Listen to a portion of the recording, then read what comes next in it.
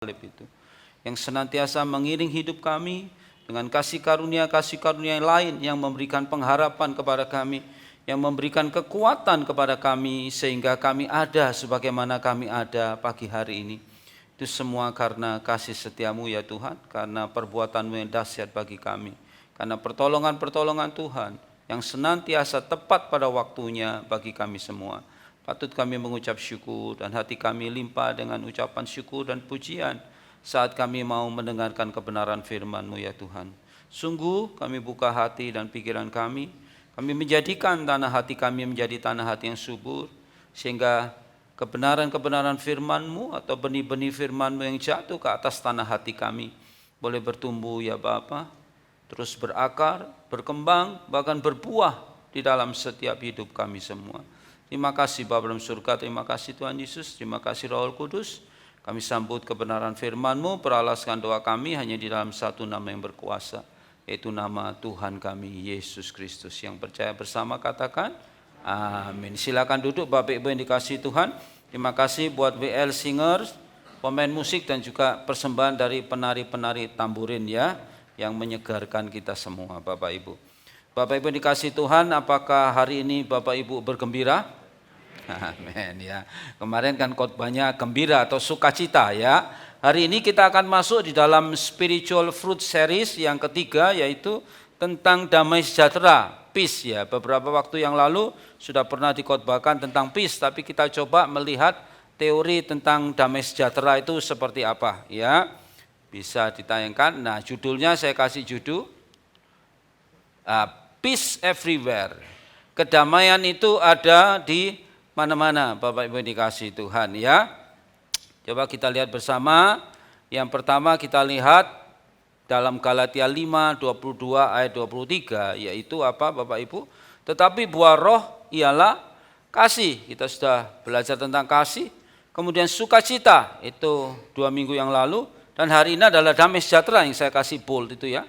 Kemudian berikutnya kita akan belajar tentang kesabaran, kemurahan, kebaikan, kesetiaan, kelemah lembutan, dan penguasaan diri. Dan sekali lagi dikatakan tidak ada hukum yang menentang hal-hal itu. Tidak ada hukum yang menentang damai sejahtera. Kalau orang damai sejahtera tidak ada saudara yang menentang hukumnya. Apa hukum positif di suatu negara mengatakan dilarang menjadi damai sejahtera atau dilarang memiliki damai sejahtera, yang enggak bisa saudara, karena damai sejahtera sifatnya umum, universal kepada setiap orang semua. Bahkan setiap orang mendambakan yang namanya damai sejahtera di dalam kehidupannya masing-masing. Nah, kita akan melihat berikutnya ya, damai sejahtera bukan hanya ketiadaan konflik, tetapi juga kehadiran Tuhan. Di dalam ayatnya di situ, di dalam Yohanes 14 ayat 27, peace I live with you, my peace I give you. Damai sejahtera aku tinggalkan padamu, damai sejahteraku aku berikan kepadamu. Do not let your heart, jangan biarkan hatimu be trouble, bermasalah. And do not be afraid, dan janganlah takut. Jangan hati kita bermasalah dan jangan hati kita menjadi takut. Karena peace, damai sejahtera Tuhan sudah diberikan di dalam kehidupan kita masing-masing. Masalahnya adalah apakah kita memiliki damai sejahtera atau tidak. Itu satu pergumulan di dalam kehidupan kita.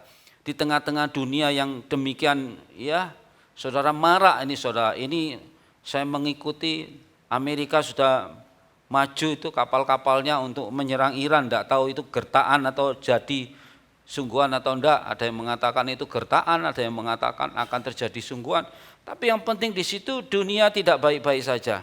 Terjadi perang di mana-mana saudara. Itu damai sejahtera itu penting di dalam kehidupan kita. Damai sejahtera Allah adalah sebuah karunia. Katakan karunia. Karena peace itu diberikan, ya. Peace I give to you. Damai sejahtera sudah aku berikan kepadamu, ya. Damai sejahtera adalah sebuah karunia dan tersedia bagi kita dalam setiap situasi apapun. Kita dapat mengalami kedamaian dengan Allah, kedamaian dengan sesama, dan kedamaian di dalam hati kita. Itu saya ambil gambar, Albert Einstein itu berkata, peace cannot be kept by force. Damai sejahtera tidak bisa disimpan melalui apa saudara? Pertengkaran, force ya. It can only be achieved by understanding. Itu hanya dapat jadi atau terjadi melalui pengertian-pengertian damai sejahtera. Bukan melalui paksaan, force, tetapi melalui understanding dalam hidup kita. Ketika kita mengetahui kebenaran firman Tuhan, saudara, dengan pikiran kita, maka damai sejahtera ilahi itu akan memenuhi kehidupan kita semua. Ketika kita mengetahui janji-janji Tuhan, understanding ya, mengerti janji-janji Tuhan, maka damai sejahtera itu juga terus-menerus ada di dalam hidup kita. Nah, coba kita lihat ya pengertian daripada damai sejahtera di dalam bahasa aslinya disebut sebagai eirene. Dia kata Yunaninya adalah kata Yunani yang merujuk pada perdamaian, pada harmoni atau suatu ketenangan. Kalau dalam konteks teologi Kristen seperti yang saya tadi berikan ayatnya di dalam Galatia 5 ayat 22 dan 23, damai sejahtera. Ada 4 pengertian, saya cari definisinya. Ada 4 pengertian damai sejahtera itu dibagi menjadi apa, saudara? Yang pertama itu adalah damai sejahtera itu disebut sebagai ketenangan batin, inner calm, saudara. Ketenangan batin, kedamaian eirene adalah rasa tenang dan tentram yang mendalam, bukan bahkan di tengah kekacauan. Nah, saya coba cari gambar, kira-kira gambarnya apa? Nah, gambarnya kayak begini, saudara. Nah, saya lihat gambarnya, ada orang tenang. Di tengah storm, badai, di tengah apapun yang terjadi, dia tetap tenang. Saya cari gambar burung yang ada di badai itu, dia tenang, nyekukruk gitu, saudara. Ya, saya cari, saya tidak dapat, kurang bagus gambarnya, saudara.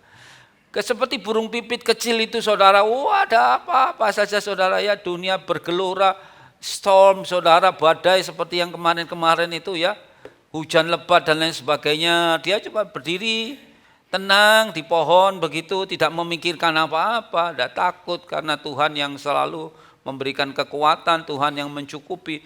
Nah, seperti orang ini berdiri santai di tengah badai begini. Kalau digambarkan seluruhnya kehidupan kita itu ada di mana-mana ada persoalan,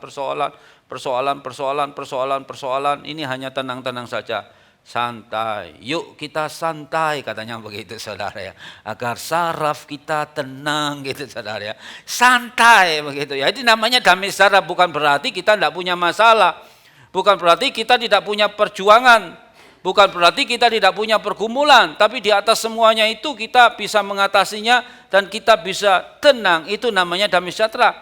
Kalau segala sesuatunya tenang, di malam hari yang sepi, mendengarkan alunan musik yang indah, ya, sambil memandang keluar sana, memandang bulan dan bintang-bintang. Ya, ini suasananya suasana damai memang, saudara, ya. Suasana damai. Tapi di tengah itu pun kadang-kadang kalau gundah gulana, risau hatinya, bete, itu tetap saja tidak bisa menerima, tidak bisa menikmati bulan yang indah, bintang yang indah, tidak bisa menikmati. Kenapa? Karena hatinya bergejolak, ya, gerenjel terus di sini. Kemerungsung terus, saudara. Nah, ini, saudara, yang terjadi. Tapi damai sejahtera digambarkan itu sebagai sesuatu inner calm, yaitu ketenangan batin. Itu yang pertama, saudara. Batin ini tenang, di tengah permasalahan apapun batin itu tenang.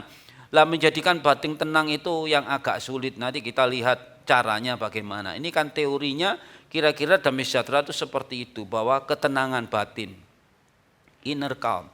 Kalau inner calm itu di dalamnya yang tenang. Kalau di dalamnya ini mempengaruhi yang luar. Bukan yang luar itu mempengaruhi yang dalam, tapi di dalam ini mempengaruhi yang luar.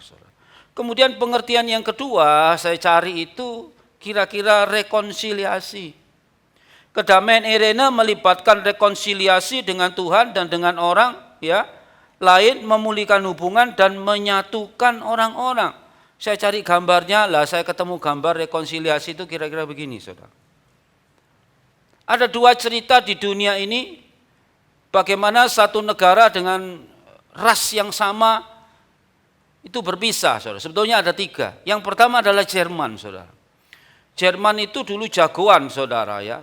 Dia bersekutu dengan Jepang, memenangkan perang di mana-mana, sampai kemudian perang dengan yang namanya sekutu, Amerika Serikat, Soviet, UK, Britain, saudara, Inggris, dan juga Perancis. Dan akhirnya Jerman sama Jepang dikalahkan, saudara. Tahun 45 Jerman itu kalah. Tahun 45 Jerman itu kalah, ada 4 negara yang bersekutu ini membagi Jerman menjadi 4 bagian.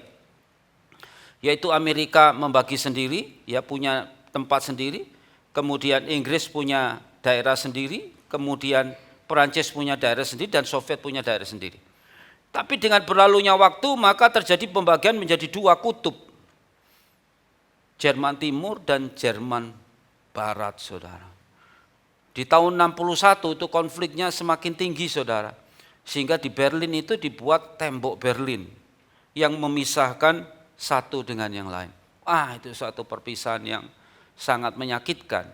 Karena ada orang-orang yang dari timur pergi ke barat, saudara. Setelah sampai ke barat, keluarganya masih ada di timur. Maka mereka terpisah dengan tembok itu, saudara. Terpisah sampai ada satu kejadian yang mengharukan, ada satu keluarga dengan anaknya yang masih kecil, 11 tahun itu menggali dari Jerman Timur ya. Menggali karena kebetulan rumahnya dekat perbatasan, dia gali terowongan. Apa itu namanya, ngerong ya. Kalau dalam bahasa Jawa kan ngerong ya. Dulu saya pernah di desa kan itu di Selepan, saudara. Di Selepan itu ada tembok gitu. Pagi-pagi kemudian diceritai kenapa kita datang pagi-pagi ke sana, ternyata temboknya itu sudah dirong, saudara. Lah itu ada orang luar sana yang mencuri padi gunungan itu loh, saudara. Diambili seperti itu. Tapi ini konteksnya Jerman ya, tadi lupakan saja. Di Jerman satu keluarga dia menggali. Menggali sampai akhirnya satu keluarga ini menjadi lolos pergi ke Jerman Barat, saudara. Wah, lega satu keluarga semua kumpul dengan keluarga-keluarga yang lain.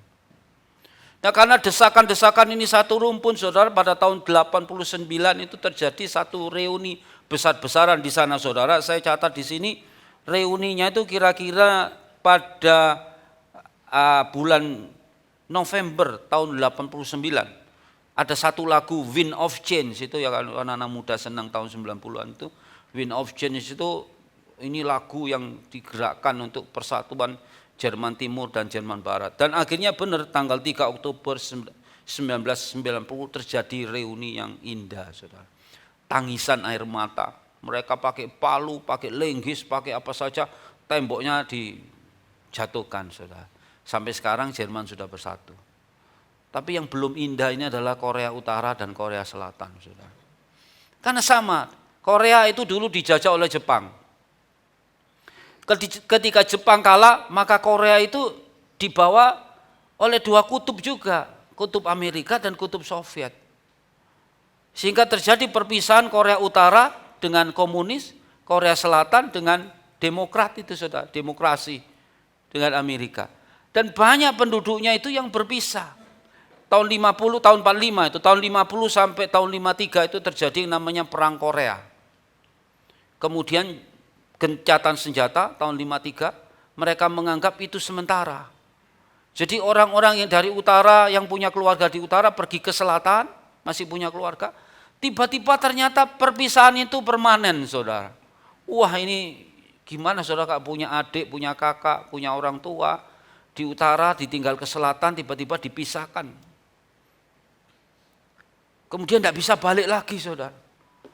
Bahkan mereka yang punya keluarga dari utara itu punya keluarga yang nyebrang ke selatan. Itu keluarganya dimusuhi sama pemerintah. Karena dianggap pengkhianat keluarganya pergi ke selatan. Bayangkan sampai sekarang. Sampai sekarang, saudara tahu toh modelnya Kim Jong Un itu, yang Korea Utara itu komunis itu seperti itu. Dan mereka rindu untuk reuni, saudara. Ada 36.000 keluarga yang rindu untuk reuni. Walaupun tidak sering diadakan, beberapa kali diadakan untuk pertemuan-pertemuan difasilitasi oleh negara itu, saudara. Tapi hancur hati mereka. Hancur. Sampai ada nenek-nenek sudah umur 90 tahun baru ketemu dengan keluarganya dan lain sebagainya. Sama dengan Jerman. Jerman sudah oke, tapi Korea masih belum. Nanti yang suka drakor didoakan ya supaya Korea Utara, Korea Selatan bersatu. Ya, drakor. Ya kalau Joseon itu kan enggak ada pemisahan, saudara. Kalau pada waktu kerajaan, seneng drakor yang kerajaan, itu utara selatan kan belum berpisah, saudara. Kalau waktu itu, saudara. Nah, ini yang terjadi, rekonsiliasi itu penting. Mereka yang terpisah jauh, saudara juga demikian. Kalau tidak terjadi rekonsiliasi dalam hidup kita dengan teman, dengan keluarga, dengan anak, dengan bapak, dengan famili, dengan keponakan dan lain sebagainya, perlu yang namanya rekonsiliasi. Kalau tidak ada rekonsiliasi, ya bisa dikatakan ya seperti terjemahan atau pengertian daripada damai sejahtera. Kalau tidak ada rekonsiliasi masih ada yang ganjel di hati, saudara. Damai sejahteranya tidak bisa plong. Maka saudara mesti rekonsiliasi saudara satu dengan yang lain supaya terjadi yang namanya damai sejahtera. Itu pengertian yang kedua, saudara. Ya, setelah inner calm, batin yang tenang, kemudian yang kedua adalah rekonsiliasi, itu pengertian daripada damai sejahtera. Pengertian damai sejahtera yang ketiga adalah harmoni. Kedamaian Irene, damai sejahtera adalah keadaan harmoni dan persatuan yang mencerminkan rancangan asli Tuhan untuk ciptaan. Rancangan asli Tuhan menciptakan Adam dan Hawa. Adam diciptakan dulu, kemudian diambil tulang rusuknya, dikasih Hawa, supaya mereka memiliki keluarga yang harmonis. Kalau nikah itu Shekinah glory, gitu saudara ya. Ya, penuh dengan kemuliaan Allah yang menyatu dalam keluarga itu. Jadi ada harmoni. Harmoni ini yang menciptakan damai sejahtera dalam hidup saudara dan saya. Keharmonisan di dalam keluarga, di dalam persatuan. Saya coba cari gambarnya, kira-kira gambarnya apa ya? Gini saudara gambarnya. Ya bersatu. Satu dengan yang lain, dengan keluarga besar. Bersatu saudara, memiliki satu kesatuan. Nah baru damai sejahtera itu akan tinggal terus di dalam kehidupan kita. Saudara, kalau ada sesuatu hal yang tidak enak di hati, itu tidak akan timbul damai sejahtera. Yang timbul adalah susah, yang timbul adalah kepikiran, bahkan tidak bisa tidur. Kenapa tidak bisa tidur? Karena kita berpikir. Kalau pikirannya tiba-tiba tidak ada, ya langsung tidur terus saudara. Tapi kalau kebablasan jadi koma nanti saudara ya. Ya kita mesti punya pikiran. Tapi tenangkan pikiranmu. Hai jiwaku tenanglah gitu saudara. Ya tenanglah. Malam kadang-kadang kemerungsung, kepikiran. Saya kadang-kadang pikiran ini kira-kira khotbahnya nanti apa ya ini malam. Cari-cari beberapa malam begitu saudara pikir begitu. Tapi tidak menghilangkan damai sejahtera saya. Karena mau nyusun khotbah saudara. Kalau tidak dapat tuh yang mana ya, kira-kira yang mana ya. Baca-baca lagi yang mana ya. Kemudian ingat-ingat pengalaman yang mana ya yang bisa dijadikan kesaksian dan lain sebagainya saudara. Jadi ada harmoni ya. Jadi jangan sampai kita dengan keluarga dan lain sebagainya, dengan saudara seiman dan lain sebagainya terjadi konflik, tetapi ada harmoni yang kuat dalam hidup kita. Nah yang keempat itu apa? Yang keempat itu disebut keutuhan.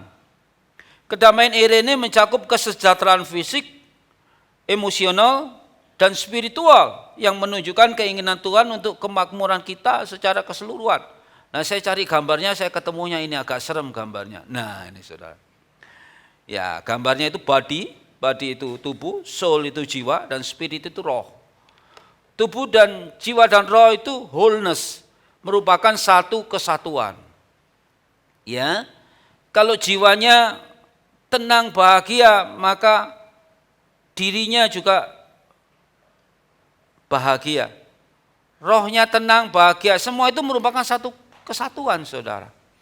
Makanya dimulai kalau hubungan kita dengan Tuhan secara spiritual itu, roh itu baik, maka jiwa kita akan tenang, ada damai sejahtera karena Tuhan sudah memberikan damai sejahtera. Diikuti oleh tubuh kita. Kalau orang yang berdamai sejahtera itu tubuhnya kan calm, tenang saudara. Dilihat dari jalannya sudah kelihatan. Kalau lagunya Solo itu melakune koyo macan luwe. Lah itu Putri Solo saudara. Tenang saudara ya. Tenang, ini tenang, jiwanya tenang, kalem, enak begitu saudara ya. Jadi spirit, soul, and body itu jadi satu kesatuan. Tadi digambarkan keutuhan. Kedamaian ini mencakup kesejahteraan fisik, emosionalnya juga spiritualnya yang menunjukkan keinginan Tuhan untuk kemakmuran kita secara keseluruhan. Jadi ketenangan, semuanya tenang saudara ya. Kalau enggak nanti ribet. Kalau tidak menyatu antara body, soul, and spirit itu wah sudah jadi kurang baik saudara ya. Contohnya orang tidak menyatu. Kadang-kadang orang tidak bisa terima bodinya. Bodiku kok begini ya, kok kurang atletis. Nah, itu enggak bisa terima bodinya. Jiwanya menolak, tapi rohnya enggak tahu, nanti saudara pikir-pikir seperti itu. Tapi kalau keseluruhan melihat, wah puji Tuhan. Berkaca, puji Tuhan. Ya kan seperti itu. Kadang-kadang itu yang terjadi ya, jadi menyatu. Nah, kemudian dikatakan kesimpulan dari 4 tersebut, kedamaian ini sering dikontraskan dengan polemos. Polemos itu apa? Yang merujuk pada konflik, perselisihan, dan perang. Damai sejahtera itu versusnya, kontrasnya, kalau damai sejahtera itu protagonis, maka antagonisnya itu adalah polemos yang merujuk pada konflik, perselisihan, dan perang. Saya cari 4 gambar, saya jadikan satu. Nah ini kan sudah perang itu perang yang sebelah kiri sendiri. Kemudian yang hancur ini seperti di Palestina itu, karena itu hancur, sudah. Kemudian yang itu konflik, sampai dia pusing-pusing, udah pusing begitu. Pusing, sudah konflik. Yang satunya perselisihan, mau bertengkar, geger. Nah ini lawan dari damai sejahtera. Apakah orang di dalam perang itu bisa damai sejahtera? Kebanyakan tidak. Kalau di dalam Kristus bisa ada damai sejahtera di tengah-tengah perang. Maksudnya bukan diri yang perang, tetapi dengan suasana lain, saudara, seperti itu. Nah ini konflik, perselisihan dan lain sebagainya ini dihindari, saudara, sehingga damai sejahtera ilahi itu tetap menyatu dalam kehidupan kita. Nah sekarang caranya mendapatkan damai sejahtera seperti apa? Nah ini ada 3 cara, ya. Bagaimana kita dapat menumbuhkan damai sejahtera dalam hidup kita? Bagaimana caranya supaya damai sejahtera itu ada di dalam hidup kita? Yang pertama adalah berfokuslah pada damai sejahtera Allah. Filipi 4 ayat 6 sampai 7 dikatakan begini. Filipi 4 ayat 6 sampai 7, ya. Janganlah hendaknya kamu khawatir tentang apapun juga, tetapi nyatakanlah dalam segala hal keinginanmu kepada Allah dalam doa dan permohonan dengan ucapan syukur. Damai sejahtera Allah yang melampaui segala akal akan memelihara hati dan pikiranmu dalam Kristus Yesus. Di situ dikatakan do not let the behavior of others, jangan biarkan sifat atau tindak tanduk daripada orang lain destroy your inner peace, menghancurkan damai sejahtera yang ada di dalam. Jadi fokus pada damai sejahtera Allah, jangan melihat ke kanan ke kiri yang membuat kita hancur. Kita lihat sifat orang lain yang memang seperti itu, jelai dan lain sebagainya, ya sudahlah, di dalam bahasa lagunya itu que sera-sera, whatever will be, que sera-sera, udah. Dia mau mau putar-putar badan, mau apa dan lain sebagainya, sudahlah, dia itu sudah sifatnya dia. Biarin aja, sudah tidak usah terlalu digubris, saudara. Kalau kita membiarkan sifat-sifat perilaku orang lain itu menghancurkan damai sejahtera kita ya rugi sendiri. Nah, kita mau fokus pada damai sejahtera Tuhan. Dikatakan janganlah hendaknya kamu khawatir tentang apapun juga, tetapi nyatakanlah dalam segala keinginanmu kepada Allah dalam doa dan permohonan dengan ucapan syukur. Ini yang penting, saudara, ya. An unpeaceful mind cannot operate normally, saudara. Pikiran yang gelisah tidak dapat berfungsi secara normal. Kalau saudara gelisah bisa enggak kira-kira? Kalau sudah puyeng dengan satu urusan itu, diajak ngomong aja kadang-kadang enggak bisa, saudara. Kenapa? Karena konsentrasi dengan urusan-urusan yang mengganggu pikirannya. Makanya dikatakan an unpeaceful mind cannot operate normally. Jadi pikiran yang gelisah itu tidak dapat berfungsi secara normal. Karena itu jangan gelisah. Ya, kegelisahan itu membuat damai sejahtera kita menjadi hilang. Sayangnya dalam hidup kita itu banyak seperti itu yang terjadi, saudara. Bagaimana kita menanggulanginya seperti itu, ya. Kemudian dikatakan peace comes when there is no cloud between us and God. Kedamaian datang ketika tidak ada awan yang memisahkan kita dari Tuhan. Tidak ada awan pemisah. Kita lancar hubungannya dengan Tuhan, lancar-lancar saja, saudara. Ya, firman Tuhan dibaca lancar, berdoa juga lancar, tidak berbuat dosa berarti hubungan lancar dengan Tuhan. Saudara, kalau orang sudah ada Roh Kudus dalam hidupnya, jangan macam-macam loh, saudara. Saudara, dosa sekecil apapun sudah terasa. Saudara misuh dikit itu sudah terasa, oh aku keliru ya, salah ya. Karena Roh Kudus yang ada di dalam hati kita itu yang mengingatkan kita. Jangan main-main, saudara. Kalau sudah menjadi orang percaya, itu saudara dibungkus ya dengan kekudusan Allah. Dan kalau saudara mau main-main dengan sesuatu yang nakal, itu saudara pasti akan terasa peka. Kalau enggak peka ya berarti enggak penuh Roh Kudus. Pekok kalau itu, saudara, ya. Bukan peka tapi pekok, pekok atau pekok gitu ya. Pekok saudara. Nah, peka saudara, jelas orang ada di dalam Tuhan itu peka. Until you actually possess true peace with God, no one can describe it wonders to you. Jadi sampai atau sebelum kita benar-benar memiliki kedamaian sejati dengan Tuhan, tidak seorang pun yang dapat menggambarkannya, tidak bisa. Digambarkan sama dengan saudara belum pernah melihat burung cipret. Umpamanya, saudara belum pernah lihat burung cipret. Saudara digambarkan cipret itu begini-begini, saudara ya enggak burungnya modelnya kayak apa tuh, cucuke gede apa cilik dan lain sebagainya. Cipret sudah enggak ngerti. Lah sama dengan ini, sebelum Anda benar-benar memiliki kedamaian sejati dengan Tuhan, tidak seorang pun dapat menggambarkan keajaibannya. Kalau sudah bergaul dengan Tuhan dan memiliki kedamaian, seseorang bicara tentang kesaksiannya, dia langsung saudara oh ya benar Tuhan ini yang tolong. Oh benar ini, semua ini rencana Tuhan yang tidak pernah gagal. Karena saudara pernah mengalami hidup bersama dengan Tuhan dan damai sejahtera Tuhan itu ada di dalam kehidupan saudara dan saya.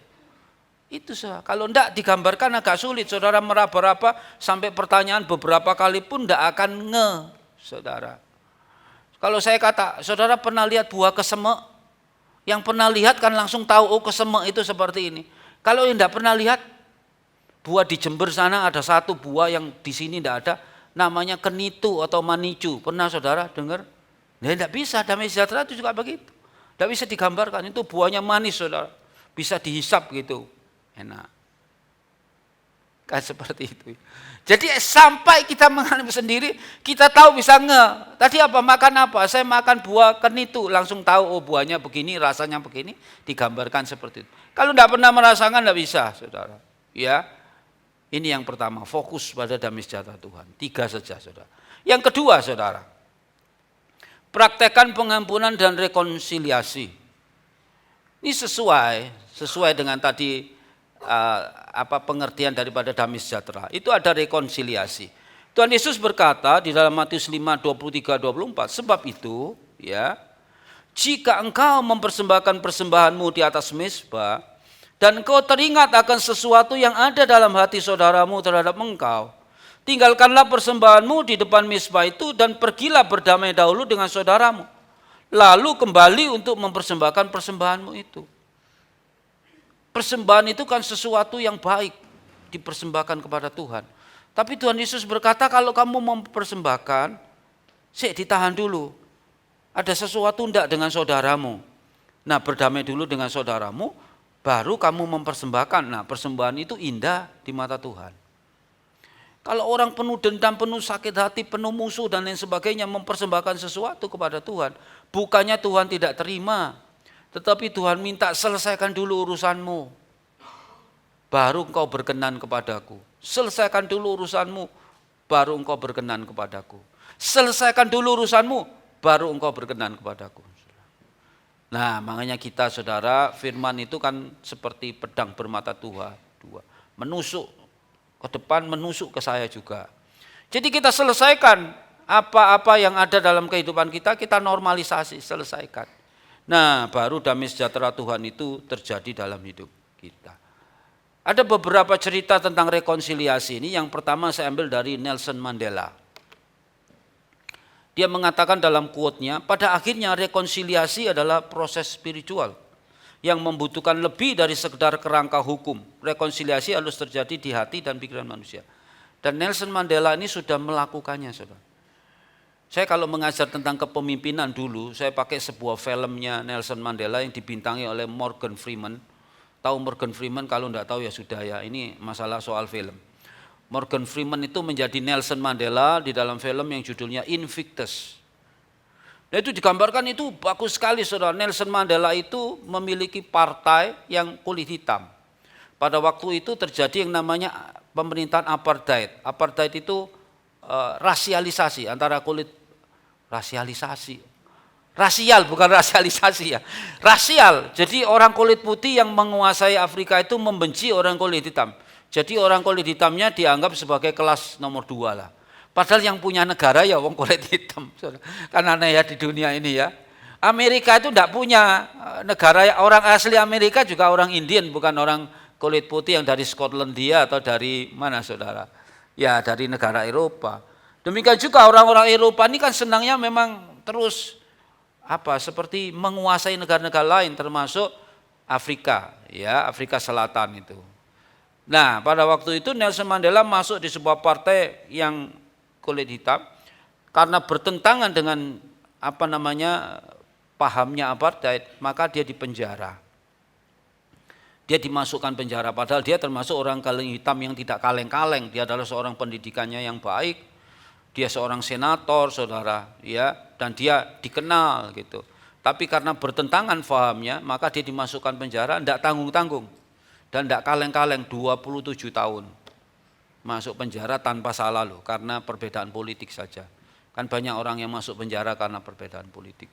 Dan waktu di penjara itu ya dia seringkali dikerjai sama sipir-sipir penjara, saudara.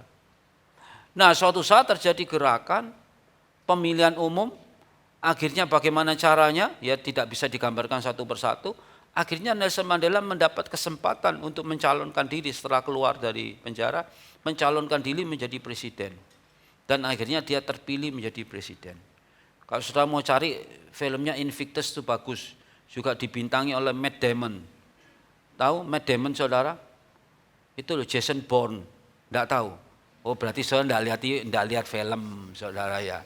Lah itu kemudian di Afrika itu bagaimana caranya rekonsiliasi. Dia ketemu dengan orang yang menyiksa dia di penjara. Orang itu gemetar menghadapi dia tapi dia tenang.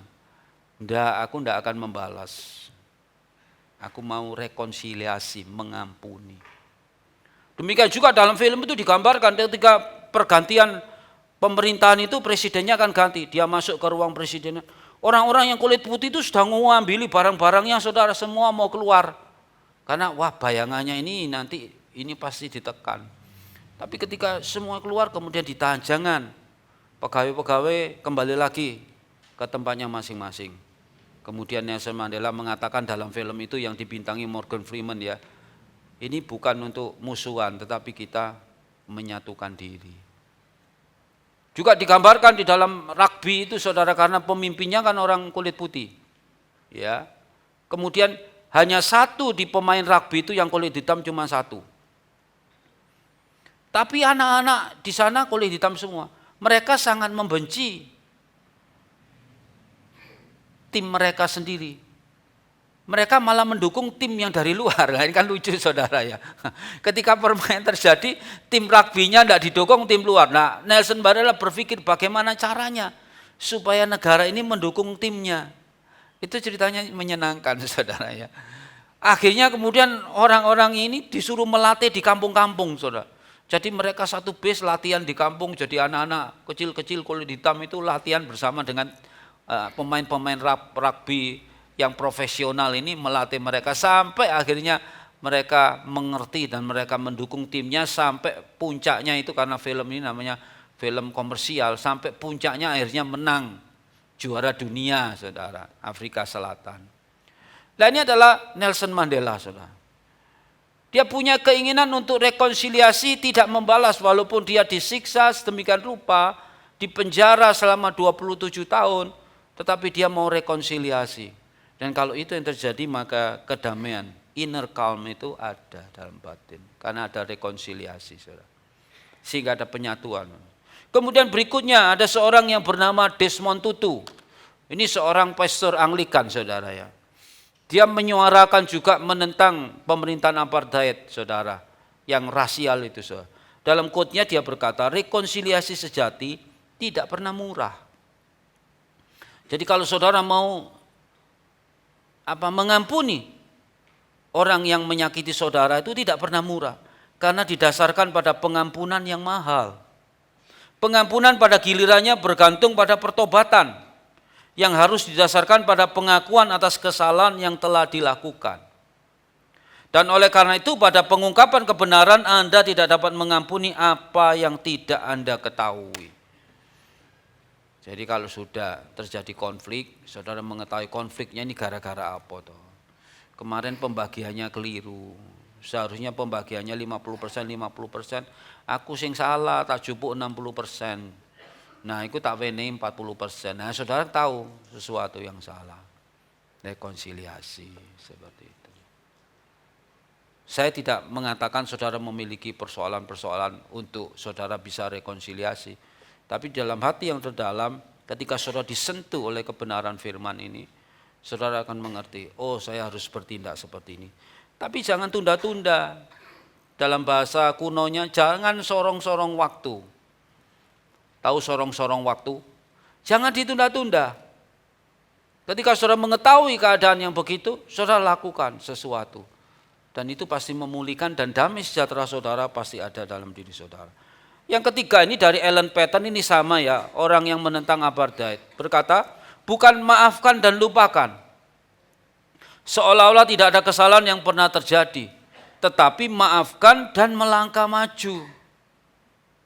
Ya, membangun di atas kesalahan masa lalu dan energi yang dihasilkan oleh rekonsiliasi untuk menciptakan masa depan yang baru. Itu terjadi di Afrika, saudara ya. Dalam kehidupan kita juga begitu. Ya. F.B. Meyer mengatakan, ya, saat kita mencurahkan kepahitan kita, Tuhan mencurahkan kedamaiannya. As we pour out our bitterness, God pours in His peace. Jangan khawatir, saudara keluarkan saja bitterness-nya, kepahitan saudara apa. Nanti itu damai sejahtera Tuhan itu akan masuk. Yes. Puji Tuhan, saudara. Amin.